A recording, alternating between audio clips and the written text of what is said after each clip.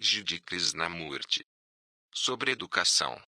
O ignorante não é o indulto, mas aquele que não conhece a si mesmo, e o erudito é estúpido quando confia nos livros, no conhecimento e na autoridade para lhe dar entendimento. A compreensão vem apenas através do autoconhecimento, que é a consciência do processo psicológico total da pessoa. Assim, a educação, no verdadeiro sentido, é a compreensão de si mesmo, pois é dentro de cada um de nós que está reunida toda a existência. O que hoje chamamos de educação é uma questão de acumular informações e conhecimentos de livros, o que pode ser feito por qualquer pessoa que saiba ler. Tal educação oferece uma forma sutil de fuga de nós mesmos e, como todas as fugas, inevitavelmente cria uma miséria crescente. Conflito e confusão resultam de nosso próprio relacionamento errado com pessoas, coisas e ideias, e até que entendamos esse relacionamento e o alteremos, o mero aprendizado, a coleta de fatos e a aquisição de várias habilidades só podem nos levar ao caos e à destruição. Como a sociedade agora está organizada, mandamos nossos filhos para a escola para aprender alguma técnica com a qual possam eventualmente ganhar a vida. Queremos fazer da criança antes de tudo um especialista, esperando assim dar-lhe uma posição econômica segura. Mas o cultivo de uma técnica nos permite compreender a nós mesmos. Embora obviamente seja necessário saber ler e escrever, e aprender engenharia ou outra profissão, a técnica nos dará a capacidade de compreender a vida. Certamente, a técnica é secundária, e se a técnica é a única coisa pela qual estamos lutando, obviamente estamos negando o que é de longe a maior parte da vida. A vida é dor, alegria, beleza, feiura, amor, e quando a compreendemos como um todo, em todos os níveis, essa compreensão cria sua própria técnica. Mas o contrário não é verdade. A técnica nunca pode trazer compreensão criativa. A educação atual é um completo fracasso porque superenfatizou a técnica. Ao enfatizar demais a técnica, destruímos o homem. Cultivar a capacidade e a eficiência sem entender a vida, sem ter uma percepção abrangente dos caminhos do pensamento e do desejo, só nos tornará cada vez mais implacáveis, o que é engendrar guerras e colocar em risco nossa segurança física. O cultivo exclusivo da técnica produziu cientistas, matemáticos, construtores de pontes, conquistadores do espaço, mas eles entendem o processo total da vida. Qualquer especialista pode experimentar a vida como um todo. Só quando ele deixar de ser um especialista. O progresso tecnológico resolve certos tipos de problemas para algumas pessoas em um nível, mas também introduz questões mais amplas e profundas. Viver em um nível, desconsiderando o processo total da vida, é convidar a miséria e a destruição. A maior necessidade e o problema mais premente para cada indivíduo é ter uma compreensão integrada da vida, que lhe permita enfrentar suas complexidades cada vez maiores. O conhecimento técnico, por mais necessário que seja, de forma alguma resolverá nossas pressões e conflitos psicológicos internos, e é porque adquirimos conhecimento técnico sem entender o processo total da vida que a tecnologia se tornou um meio de nos destruirmos. O homem que sabe dividir o átomo, mas não tem amor no coração, torna-se um monstro. Escolhemos uma vocação de acordo com nossas capacidades. Mas o seguimento de uma vocação nos tirará do conflito e da confusão. Alguma forma de treinamento técnico parece necessária, mas quando nos tornamos engenheiros, médicos, contadores, e daí? O exercício de uma profissão é a realização da vida. Aparentemente, com a maioria de nós é. Nossas várias profissões podem nos manter ocupados durante a maior parte de nossa existência. Mas as próprias coisas que produzimos e com as quais ficamos tão fascinados estão causando destruição e miséria. Nossas atitudes e valores fazem das coisas e ocupações os instrumentos da inveja, da amargura e do ódio. Sem compreendermos a nós mesmos, a mera ocupação leva à frustração, com suas inevitáveis fugas por meio de todo tipo de atividades maliciosas. Técnica sem compreensão leva à inimizade e crueldade, que encobrimos com frases agradáveis. De que vale enfatizar a técnica e tornar-se entidades eficientes se o resultado é a destruição mútua? Nosso progresso técnico é fantástico, mas apenas aumentou nosso poder de destruir uns aos outros, e a fome e miséria em todas as terras. Não somos pessoas pacíficas e felizes. Quando a função é o mais importante, a vida se torna monótona e enfadonha, uma rotina mecânica e estéril da qual escapamos para todo tipo de distração. O acúmulo de fatos e o desenvolvimento de capacidades, que chamamos de educação, nos privou da plenitude da vida e da ação integradas. É porque não compreendemos o processo total da vida que nos apegamos à capacidade e à eficiência, que assim assumem uma importância avassaladora.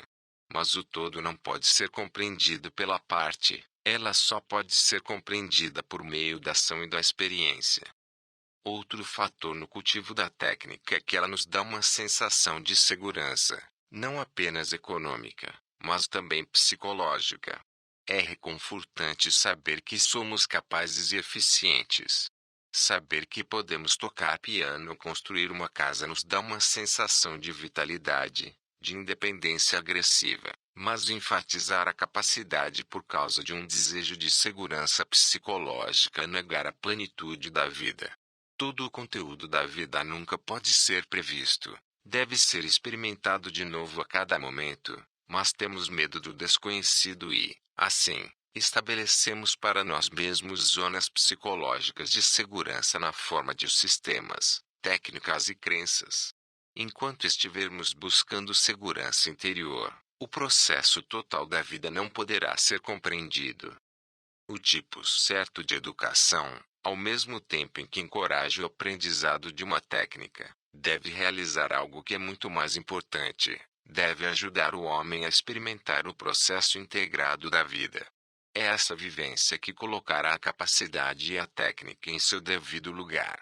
Se alguém realmente tem algo a dizer, o próprio dizer cria seu próprio estilo. Mas aprender um estilo sem experimentar interiormente só pode levar à superficialidade.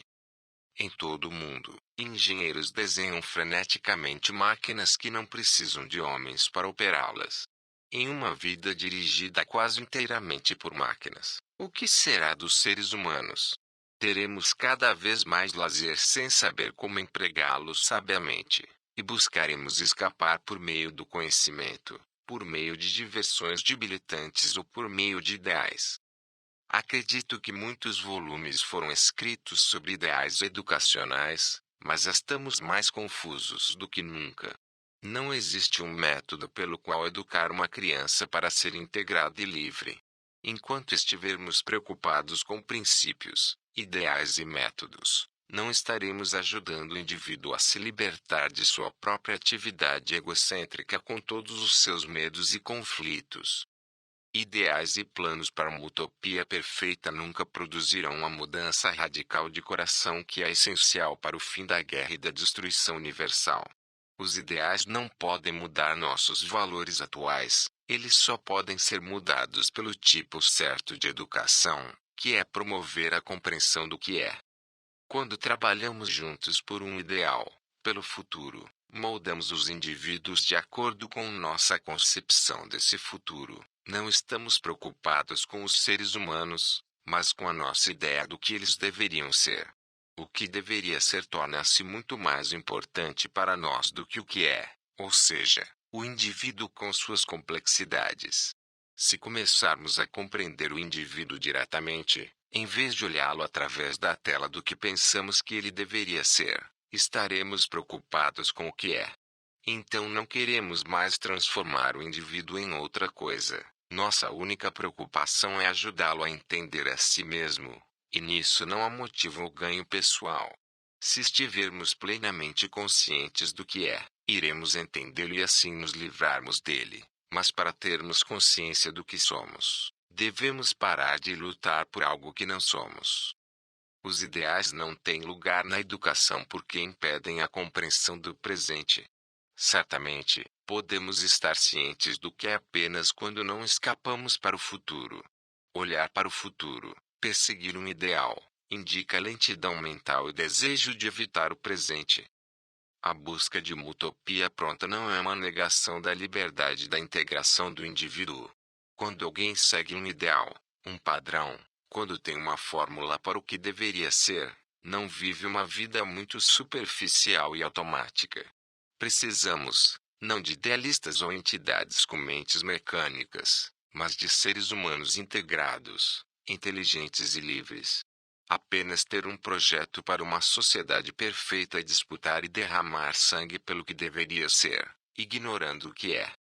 Se os seres humanos fossem entidades mecânicas, máquinas automáticas, então o futuro seria previsível e os planos para uma utopia perfeita poderiam ser traçados. Então seríamos capazes de planejar cuidadosamente uma sociedade futura e trabalhar para isso. Entre agora e o futuro existe um imenso hiato no qual muitas influências estão atuando sobre cada um de nós, e ao sacrificar o presente pelo futuro estamos buscando meios errados para um provável fim certo. Mas os meios determinam o fim, e além disso, quem somos nós para decidir o que o homem deve ser?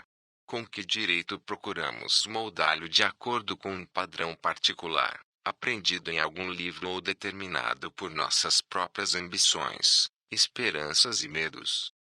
A educação correta não se preocupa com nenhuma ideologia, por mais que ela prometa uma utopia futura, não se baseia em nenhum sistema, por mais cuidadosamente pensado que seja, nem é um meio de condicionar o indivíduo de alguma maneira especial. A educação no verdadeiro sentido é ajudar o indivíduo a ser maduro e livre, a florescer grandemente no amor e na bondade. É nisso que devemos estar interessados, e não em moldar a criança de acordo com algum padrão idealista.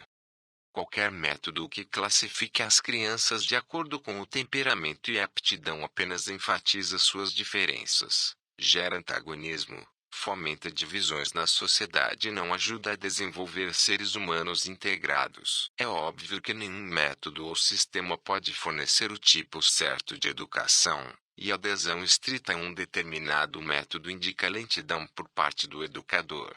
Enquanto a educação for baseada em princípios rígidos, ela pode produzir homens e mulheres eficientes, mas não pode produzir seres humanos criativos. Somente o amor pode trazer a compreensão do outro. Onde há amor, há comunhão instantânea com o outro, no mesmo nível e ao mesmo tempo. É porque nós mesmos somos tão secos, vazios e sem amor que permitimos que governos e sistemas assumissem a educação de nossos filhos e a direção de nossas vidas. Mas os governos querem técnicos eficientes, não seres humanos, porque os seres humanos se tornam perigosos para os governos, e também para as religiões organizadas. É por isso que governos e organizações religiosas procuram controlar a educação. A vida não pode ser conformada a um sistema, não pode ser forçada a uma estrutura, por mais nobre que seja, e uma mente que foi meramente treinada no conhecimento factual é incapaz de enfrentar a vida com sua variedade, sua sutileza, suas profundezas e grandes alturas. Quando educamos nossos filhos de acordo com um sistema de pensamento ou uma disciplina particular, quando os ensinamos a pensar dentro de divisões departamentais, impedimos que cresçam como homens e mulheres integrados e, portanto, são incapazes de pensar com inteligência, o que é atender a vida como um todo. A função mais elevada da educação é formar um indivíduo integrado, capaz de lidar com a vida como um todo.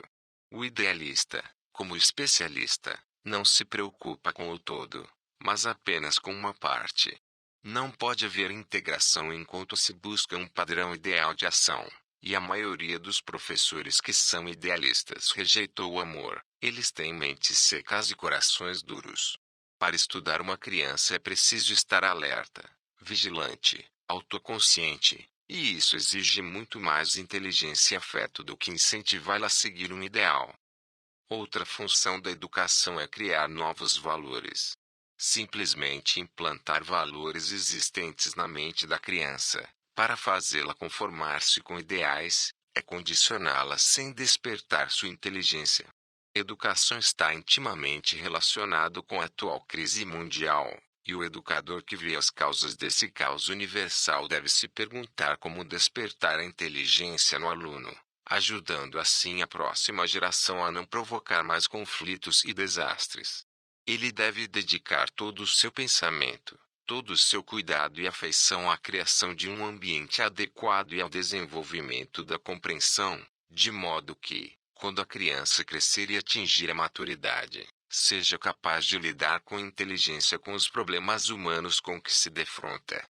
Mas, para isso, o educador deve compreender a si mesmo em vez de se apoiar em ideologias, sistemas e crenças. Não pensemos em termos de princípios e ideais, mas nos preocupemos com as coisas como elas são, pois é a consideração do que é que desperta a inteligência. E a inteligência do educador é muito mais importante do que seu conhecimento de um novo método de educação. Quando alguém segue um método, mesmo que tenha sido elaborado por uma pessoa ponderada e inteligente, o método torna-se muito importante, e as crianças são importantes apenas quando se encaixam nele. Mede-se e classifica-se a criança, e depois procede-se a educá-la de acordo com algum gráfico. Esse processo de educação pode ser conveniente para o professor, mas nem a prática de um sistema nem a tirania da opinião e do aprendizado podem produzir um ser humano integrado. O tipo certo de educação consiste em compreender a criança como ela é, sem pôr-lhe um ideal do que pensamos que ela deveria ser. Encerrá-lo no quadro de um ideal é incentivá-lo a conformar-se, o que gera medo e produz nele um conflito constante entre o que ele é e o que deveria ser, e todos os conflitos internos têm suas manifestações externas na sociedade. Os ideais são um obstáculo real à nossa compreensão da criança e à compreensão que a criança tem de si mesma. Um pai que realmente deseja compreender seu filho não o olha através da tela de um ideal. Se ele ama a criança, ele a observa, estuda suas tendências, seus humores e peculiaridades. É somente quando não se sente amor pela criança que se impõe a ela um ideal, pois então suas ambições estão tentando se realizar nela, querendo que ela se torne isto ou aquilo. Se alguém ama não o ideal, mas a criança, então existe a possibilidade de ajudá-la a compreender a si mesma como ela é.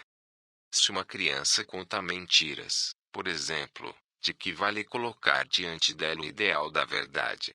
É preciso descobrir por que ele está contando mentiras. Para ajudar a criança, é preciso dedicar tempo para estudá-la e observá-la, o que exige paciência, amor e cuidado. Mas quando não se tem amor, nem compreensão, força-se a criança a um padrão de ação que chamamos de ideal. Os ideais são uma fuga conveniente, e o professor que os segue é incapaz de compreender seus alunos e lidar com eles de maneira inteligente. Para ele, o futuro ideal, o que deveria ser, é muito mais importante do que a criança atual. A busca de um ideal exclui o amor, e sem amor nenhum problema humano pode ser resolvido. Se o professor for do tipo certo, ele não dependerá de um método, mas estudará cada aluno individualmente. Na nossa relação com as crianças e os jovens, não se trata de aparelhos mecânicos de reparação rápida, mas de seres vivos impressionáveis, voláteis, sensíveis, medrosos, afetuosos, e para lidar com eles, temos que ter muita compreensão, a força da paciência e do amor. Quando carecemos disso, procuramos remédios rápidos e fáceis e esperamos resultados maravilhosos e automáticos. Se somos inconscientes, mecânicos em nossas atitudes e ações, evitamos qualquer exigência sobre nós que seja perturbadora e que não possa ser atendida por uma resposta automática. E esta é uma de nossas maiores dificuldades na educação. A criança é resultado tanto do passado quanto do presente e, portanto, já está condicionada. Se transmitirmos nosso passado à criança, perpetuamos tanto o condicionamento dele quanto o nosso. Só há transformação radical quando compreendemos nosso próprio condicionamento e nos libertamos dele. Discutir qual deve ser o tipo certo de educação enquanto nós mesmos somos condicionados é totalmente inútil. Enquanto as crianças são pequenas, é claro que devemos protegê-las de danos físicos e evitar que se sintam fisicamente inseguras. Mas infelizmente não paramos por aí. Queremos moldar seus modos de pensar e sentir. Queremos mudá-los de acordo com nossos próprios anseios e intenções. Procuramos nos realizar em nossos filhos, nos perpetuar por meio deles. Construímos muros ao redor deles, os condicionamos por nossas crenças e ideologias, medos e esperanças, e então choramos e rezamos quando eles são mortos ou mutilados em guerras, ou sofrem de alguma outra forma pelas experiências da vida. Tais experiências não trazem liberdade, pelo contrário, fortalecem a vontade do eu. O self é constituído por uma série de reações defensivas e expansivas, e sua realização está sempre em suas próprias projeções e identificações gratificantes. Enquanto traduzimos a experiência em termos do eu, do meu, enquanto eu, o ego, se mantiver por meio de suas reações, a experiência não pode ser libertada do conflito, da confusão e da dor. A liberdade vem apenas quando a pessoa compreende os caminhos do eu, o experimentador. É somente quando o eu, com suas reações acumuladas, não é o experimentador, que a experiência assume um significado totalmente diferente e se torna a criação. Se quisermos ajudar a criança a se libertar dos caminhos do eu, que causam tanto sofrimento, então cada um de nós deve começar a alterar profundamente sua atitude e relacionamento com a criança. Os pais e educadores, por seu próprio pensamento e conduta, podem ajudar a criança a ser livre e a florescer no amor e no bem. A educação atual de forma alguma encoraja a compreensão das tendências herdadas e das influências ambientais que condicionam a mente e o coração e sustentam o medo e, portanto, não nos ajuda a romper o condicionamento e a produzir um ser humano integrado. Qualquer forma de educação que se preocupa com uma parte e não com o todo do homem conduz inevitavelmente a conflitos e sofrimentos crescentes. É somente na liberdade individual que o amor e a bondade podem florescer, e somente o tipo certo de educação pode oferecer essa liberdade. Nem a conformidade com a sociedade atual nem a promessa de uma utopia futura podem dar ao indivíduo aquela visão sem a qual ele está constantemente criando problemas. O tipo certo de educador, vendo a natureza interior da liberdade, ajuda cada aluno individualmente a observar e compreender seus próprios valores e imposições autoprojetados. Ele o ajuda a se conscientizar das influências condicionantes sobre ele e de seus próprios desejos, os quais limitam sua mente e geram medo. Ele o ajuda, à medida que ele se torna adulto, a observar e compreender a si mesmo em relação a todas as coisas, pois é o desejo de autorrealização que traz conflito e tristeza sem fim. Certamente, é possível ajudar o indivíduo a perceber os valores duradouros da vida, sem condicionamentos. Alguns podem dizer que esse pleno desenvolvimento do indivíduo levará ao caos, mas será? Já existe confusão no mundo, e ela surgiu porque o indivíduo não foi educado para compreender a si mesmo. Embora tenha recebido alguma liberdade superficial, também foi ensinado a se conformar, a aceitar os valores existentes. Contra essa regimentação, muitos se revoltam, mas, infelizmente, sua revolta é uma mera reação egoísta, que apenas obscurece ainda mais nossa existência. O tipo certo de educador, ciente da tendência da mente à reação, ajuda o aluno a alterar os valores presentes, não por reação contra eles, mas por meio da compreensão do processo total da vida. A plena cooperação entre os homens não é possível sem a integração que a educação correta pode ajudar a despertar no indivíduo, porque temos tanta certeza de que nem nós nem a próxima geração, por meio do tipo certo de educação, poderemos provocar uma alteração fundamental no relacionamento humano. Nós nunca tentamos, e como a maioria de nós parece temer o tipo certo de educação, não estamos inclinados a experimentá-lo. Sem realmente questionar toda essa questão, Afirmamos que a natureza humana não pode ser mudada, aceitamos as coisas como são e encorajamos a criança a se adequar à sociedade atual. Nós o condicionamos aos nossos modos de vida atuais e esperamos o melhor. Mas essa conformidade com os valores atuais, que levam à guerra e à fome, pode ser considerada educação. Não nos enganemos pensando que esse condicionamento vai gerar inteligência e felicidade. Se permanecemos medrosos, desprovidos de afeto, irremediavelmente apáticos, isso significa que realmente não estamos interessados em fazer o indivíduo florescer grandemente no amor e na bondade, mas preferimos que ele continue com as misérias com as quais nos sobrecarregamos e das quais ele também faz parte. Condicionar o aluno a aceitar o ambiente atual é obviamente estúpido.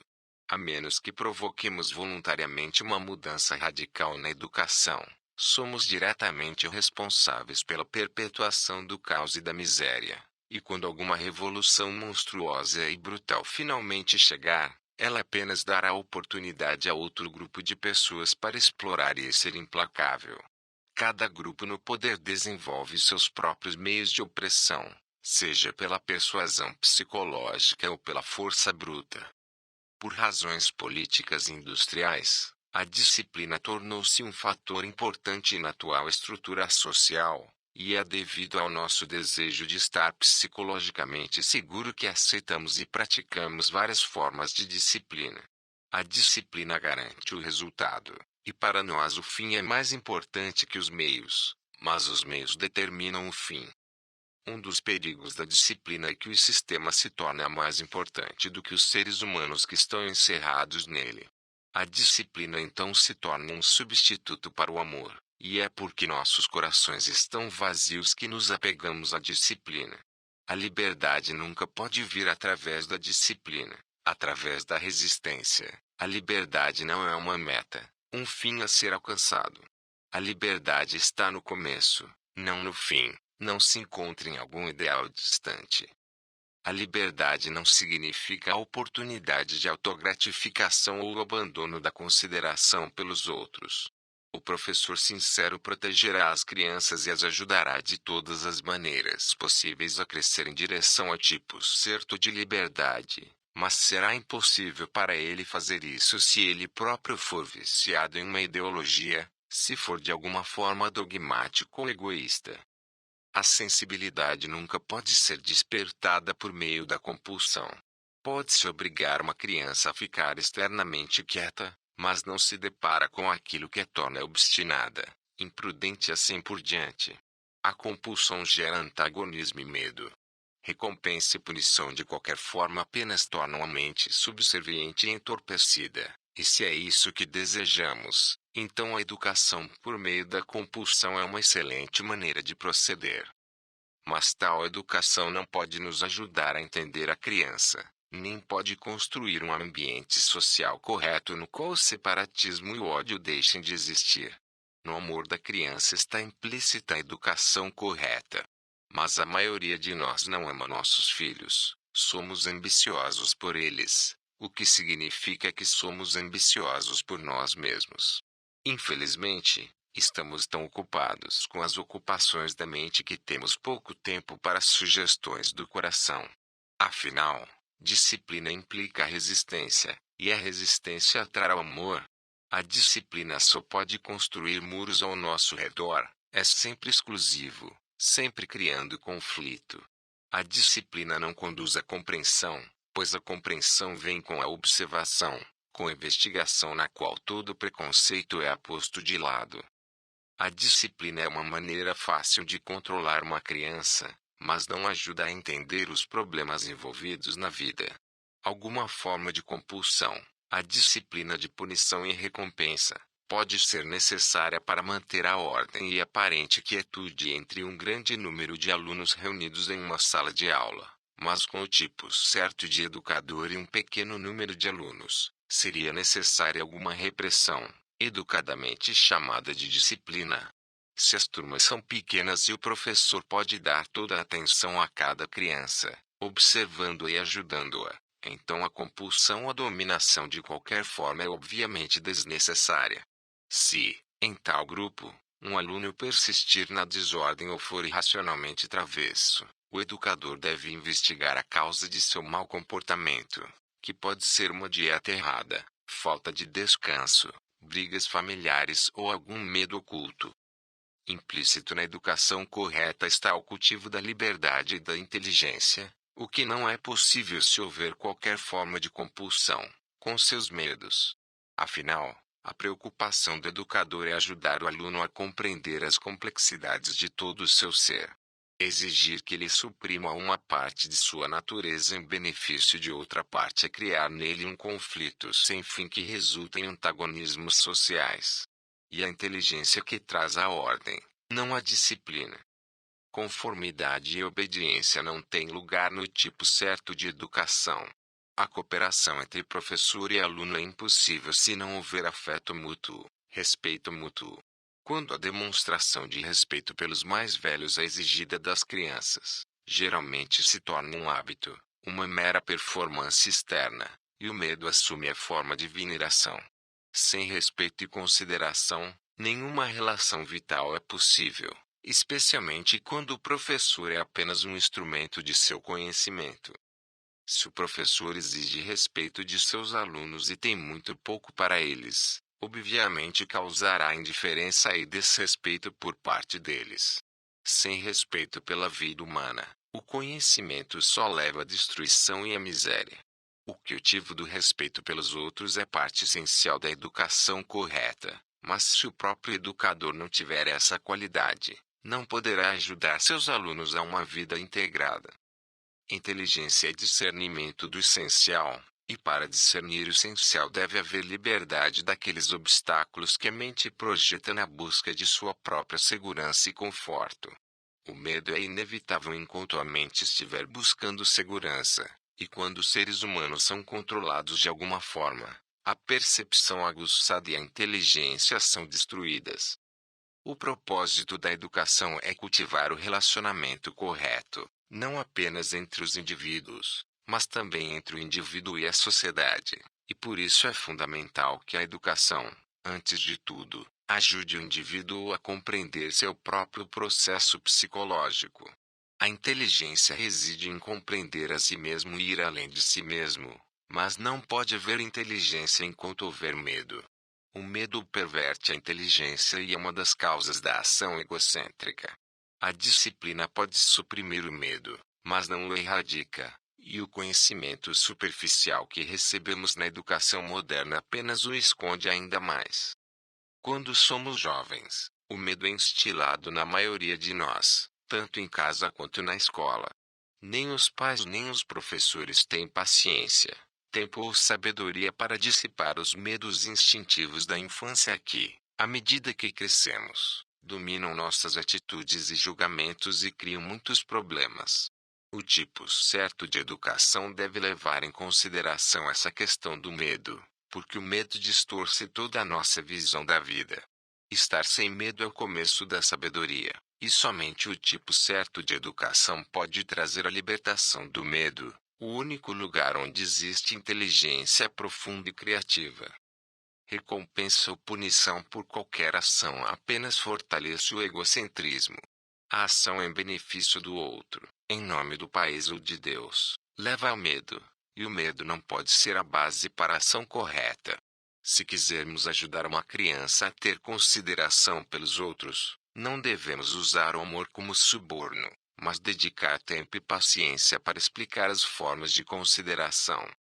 Não há respeito pelo outro quando há uma recompensa por isso, pois o suborno ou a punição torna-se muito mais significativo do que o sentimento de respeito. Se não temos respeito pela criança, mas apenas oferecemos uma recompensa ou a ameaçamos com punição, estamos encorajando a ganância e o medo. Porque nós mesmos fomos educados para agir em prol de um resultado, não vemos que pode haver ação livre do desejo de ganhar. O tipo certo de educação encorajará consideração e consideração pelos outros sem tentações ou ameaças de qualquer tipo. Se não buscarmos mais resultados imediatos, começaremos a ver como é importante que tanto o educador quanto a criança estejam livres do medo do castigo e da esperança da recompensa, e de qualquer outra forma de coerção. Mas a compulsão continuará enquanto a autoridade fizer parte do relacionamento. Seguir a autoridade tem muitas vantagens se pensarmos em termos de motivação e ganho pessoal, mas a educação baseada no progresso individual e no lucro só pode construir uma estrutura social competitiva, antagônica e implacável. Este é o tipo de sociedade em que fomos criados, e nossa animosidade e confusão são óbvias. Fomos ensinados a nos submeter à autoridade de um professor, de um livro, de um partido, porque é proveitoso fazê-lo. Os especialistas em todos os departamentos da vida, do padre ao burocrata, exercem a autoridade e nos dominam, mas qualquer governo ou professor que use a compulsão nunca poderá trazer a cooperação no relacionamento que é essencial para o bem-estar da sociedade. Se quisermos ter um relacionamento correto entre os seres humanos, não deve haver compulsão nem mesmo persuasão. Como pode haver afeto e cooperação genuína entre os que estão no poder e os que estão sujeitos ao poder? Ao considerar desapaixonadamente esta questão da autoridade e suas muitas implicações, ao ver que o próprio desejo de poder é em si destrutivo, chega-se a uma compreensão espontânea de todo o processo de autoridade. No momento em que descartamos a autoridade, estamos em parceria, e só então há cooperação e afeto. O verdadeiro problema da educação é o educador.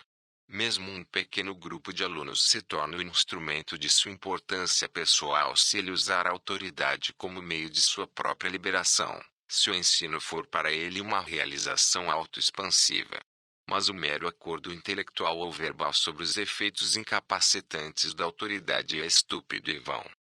Deve haver uma percepção profunda das motivações ocultas da autoridade e da dominação. Se percebermos que a inteligência nunca pode ser despertada por meio da compulsão, a própria consciência desse fato eliminará nossos medos e, então, começaremos a cultivar um novo ambiente que será contrário e transcenderá em muito a atual ordem social. Para entender o significado da vida com seus conflitos e dores, devemos pensar independentemente de qualquer autoridade, incluindo a autoridade da religião organizada, mas sem nosso desejo de ajudar a criança a darmos a ela exemplos de autoridade, estaremos apenas encorajando o medo, a imitação e várias formas de superstição. Aqueles que têm inclinação religiosa tentam impor à criança as crenças, esperanças e medos que ela, por sua vez, adquiriu de seus pais, e aqueles que são antirreligiosos estão igualmente ansiosos para influenciar a criança a aceitar o modo particular de pensar que ela segue. Todos nós queremos que nossos filhos aceitem nossa forma de adoração ou levem a sério nossa ideologia escolhida. É tão fácil se enredar em imagens e formulações, sejam elas inventadas por nós mesmos ou por outros, e por isso é preciso estar sempre atento e alerta. O que chamamos de religião é apenas crença organizada, com seus dogmas, rituais, mistérios e superstições. Cada religião tem seu próprio livro sagrado, seu mediador, seus sacerdotes e suas formas de ameaçar e prender as pessoas. A maioria de nós foi condicionada a tudo isso, que é considerado educação religiosa, mas esse condicionamento coloca o homem contra o homem, cria antagonismo, não apenas entre os crentes, mas também contra os de outras crenças. Embora todas as religiões afirmem que adoram a Deus e dizem que devemos amar uns aos outros, elas instilam medo por meio de suas doutrinas de recompensa e punição e, por meio de seus dogmas competitivos, perpetuam a suspeita e o antagonismo. Dogmas, mistérios e rituais não conduzem a uma vida espiritual. A educação religiosa no verdadeiro sentido é encorajar a criança a compreender a sua própria relação com as pessoas, com as coisas e com a natureza.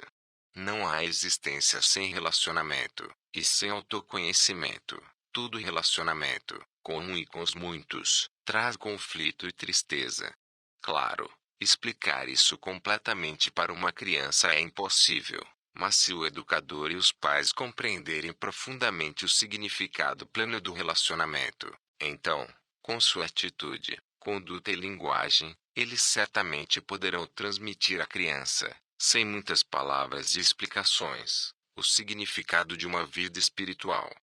Nosso chamado treinamento religioso desencoraja o questionamento e a dúvida, mas é somente quando investigamos o significado dos valores que a sociedade e a religião colocaram sobre nós que começamos a descobrir o que é verdadeiro.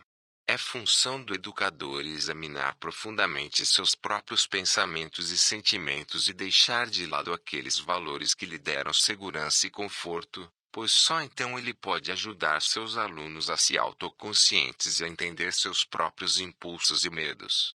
A hora de crescer reto e claro é quando a pessoa é jovem, e nós, os mais velhos, podemos, se tivermos entendimento, ajudar os jovens a se libertarem dos empecilhos que a sociedade lhes impôs, bem como daqueles que eles próprios projetam.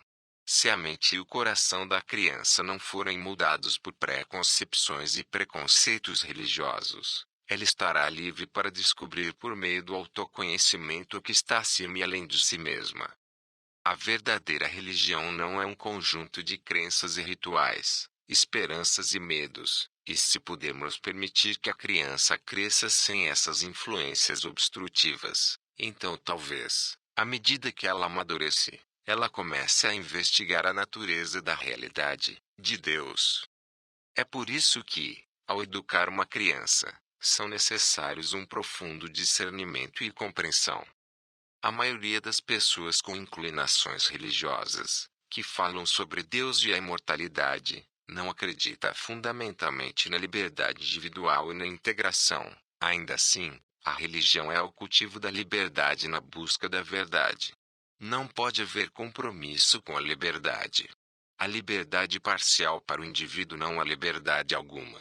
Condicionamento, de qualquer tipo, seja político ou religioso, não é liberdade e nunca trará a paz.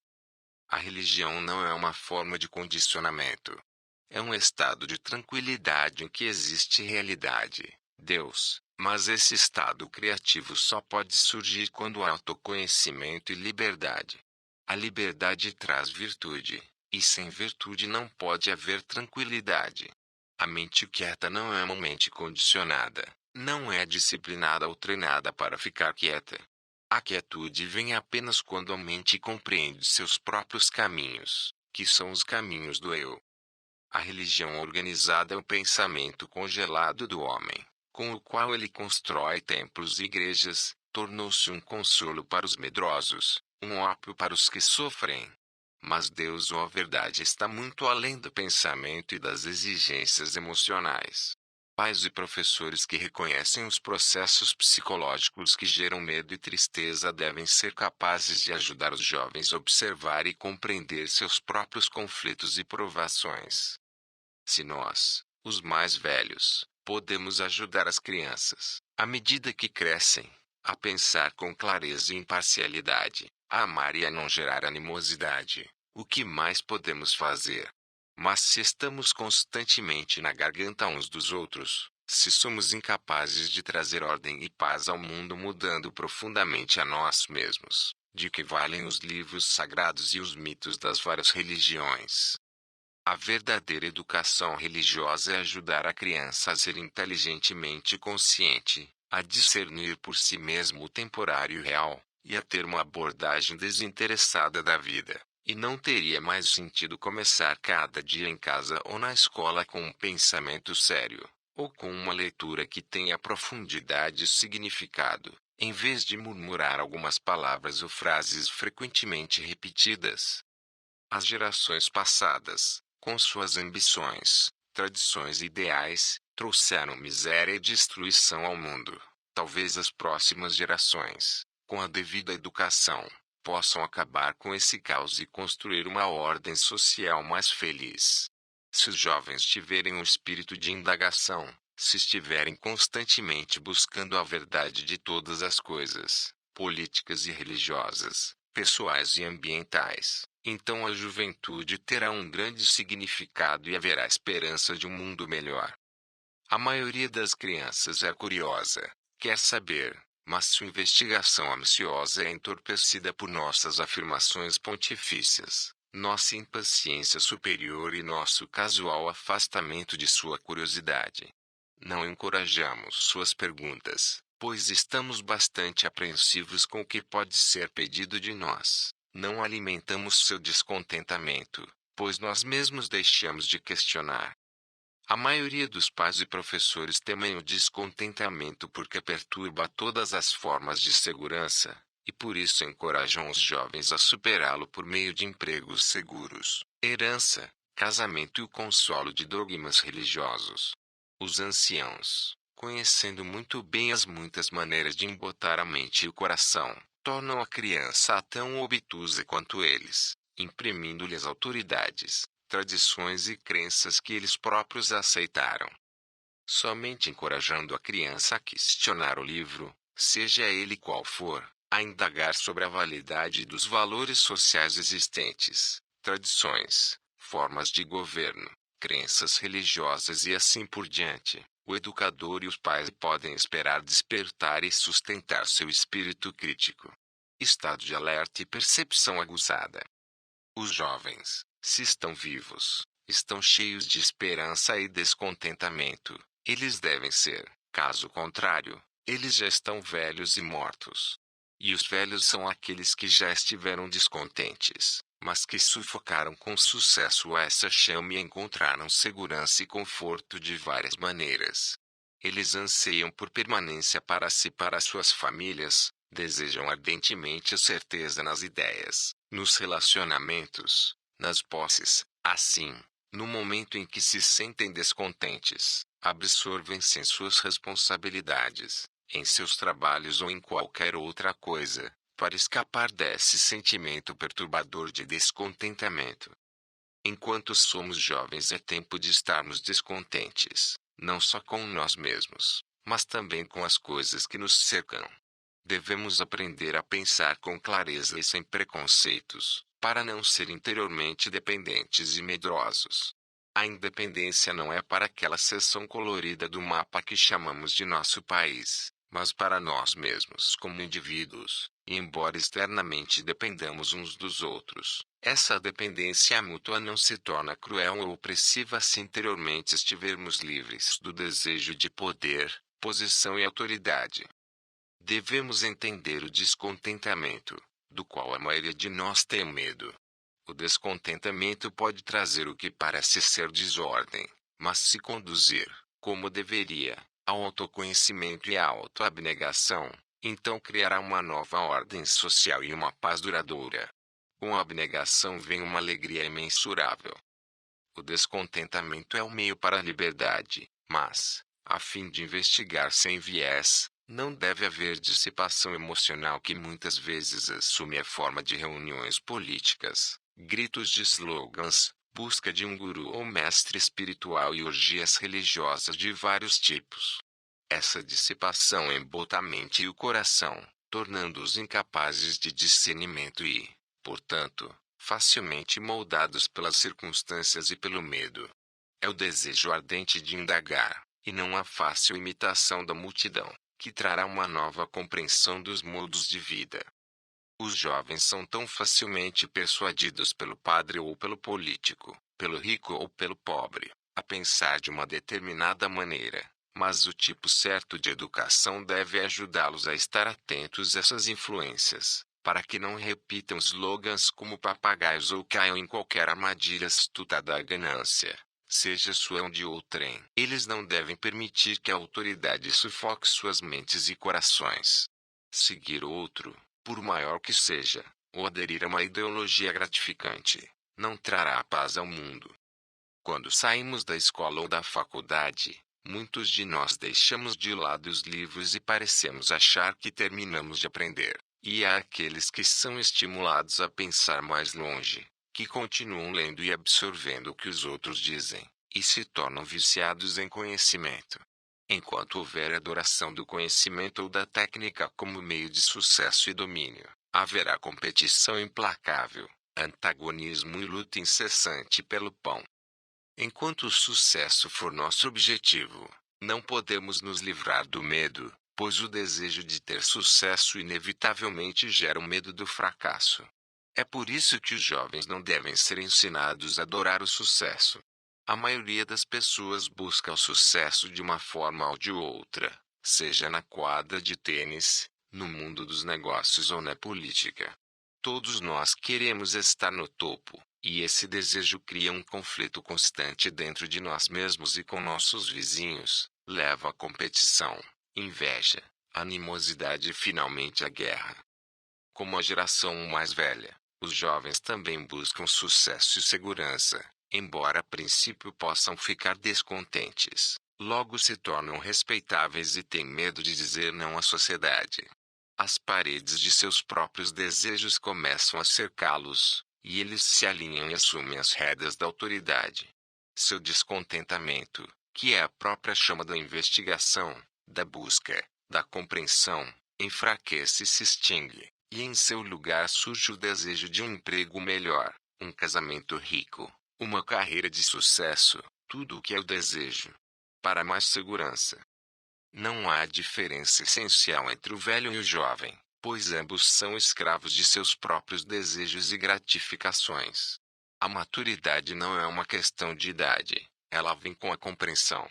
O espírito ardente de investigação é talvez mais fácil para os jovens, porque os mais velhos foram castigados pela vida, os conflitos os esgotaram e a morte os espera sob diversas formas. Isso não significa que eles sejam incapazes de uma investigação proposital, mas apenas que é mais difícil para eles. Muitos adultos são imaturos e bastante infantis, e isso contribui para a confusão e a miséria no mundo. São os idosos os responsáveis pela crise econômica e moral que prevalece, e uma de nossas infelizes fraquezas é que queremos que outra pessoa haja por nós e mude o curso de nossas vidas. Esperamos que outros se revoltem e construam de novo, e permanecemos inativos até termos certeza do resultado. É a segurança e o sucesso que a maioria de nós procura, e uma mente que busca segurança, que almeja o sucesso, não é inteligente e, portanto, incapaz de ação integrada. Só pode haver ação integrada se a pessoa estiver consciente de seu próprio condicionamento, de seus preconceitos raciais, nacionais, políticos e religiosos, isto é, apenas se a pessoa perceber que os caminhos do eu são sempre separativos. A vida é um poço de águas profundas. Pode-se chegar a ela com pequenos baldes e tirar apenas um pouco de água, ou pode-se chegar com vasos grandes, tirando água abundante que irá nutrir e sustentar. Enquanto se é jovem é tempo de investigar, de experimentar tudo.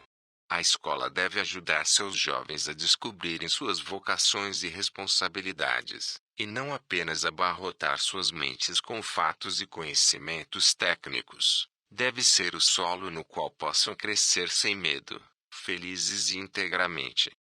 Educar uma criança é ajudá-la a compreender a liberdade e a integração.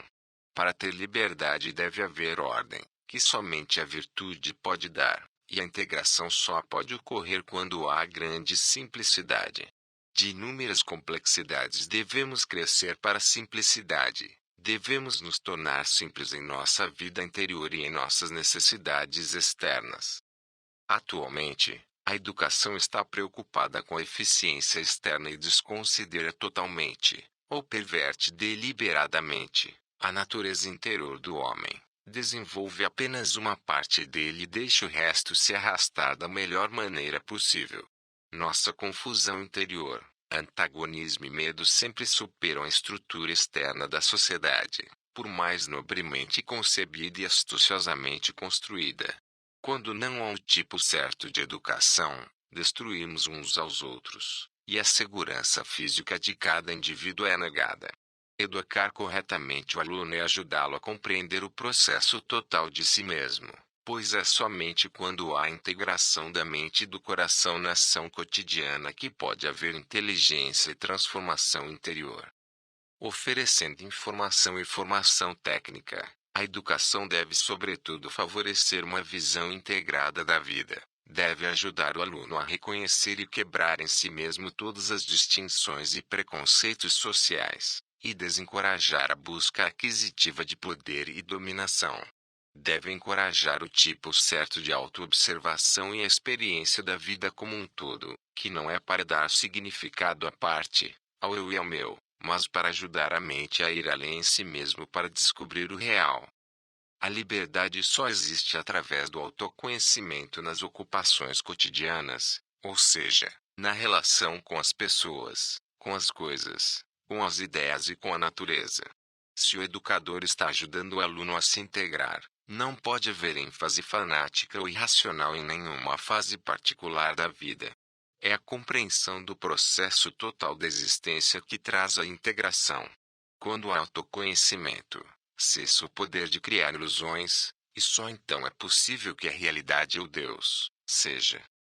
O ser humano deve estar integrado para sair de qualquer crise, e especialmente da atual crise mundial, sem ser quebrado. Portanto, para pais e professores realmente interessados em educação, o principal problema é como desenvolver um indivíduo integrado.